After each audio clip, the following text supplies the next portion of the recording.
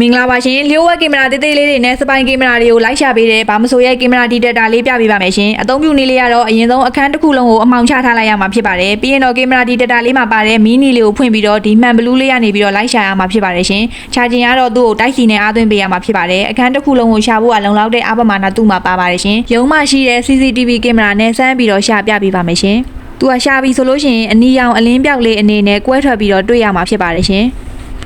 ဒါဆိုမရှာတော့ဘူးဆိုလို့ရှိရင်အလင်းပြောက်လေးမရှိတော့ပါဘူးကင်မရာတက်ထားတဲ့မတက်ထားဘူးမသေးခွဲဘူးဆိုလို့ရှိရင်သူ့မှာပါတဲ့ခလုတ်လေးကိုတစ်ချက်နှိပ်ပြီးတော့စိတ်လို့ရမှာဖြစ်ပါတယ်ရှင်ဒါဆိုလို့ရှိရင်မိတ်တုံမီလေးလင်းလာမှာဖြစ်ပါတယ်တစ်ဖက်မှာလည်းသူကမိတ်တုံလိုက်ပြီးတော့ဖြစ်တယ်ဆိုလို့ရှိရင်ကင်မရာတက်ထားတာသိကြပါတယ်ရှင်ဒါကတော့သူ့ရဲ့ချာဂျင်တိုက်စီပေါက်လေးဖြစ်ပါတယ်ကျိုးတို့လေးတစ်ချောင်းလဲပါပါတယ်အယောင်ကကြတော့အဖြူရဲ့အမဲရဲ့ဆိုပြီးတော့ရွေးချယ်စရာ2ယောင်ရှိပါတယ်ရှင်ဈေးနှုန်းလေးကတော့3300ကျပ်ဖြစ်ပါတယ်ဝယ်ယူခြင်းနဲ့ဆိုရင်တော့ Xiaomi ပစ္စည်းတွေတနေရာထဲမှာမျိုးစုံရနိုင်တဲ့မိတ်ဆွေတွေရဲ့ SC မှာလာရောက်ဝယ်ယူအားပေးဖို့ဖိတ်ခေါ်ပါတယ်ရှင်အားလုံးကိုကျေးဇူးအများကြီးတင်ပါတယ်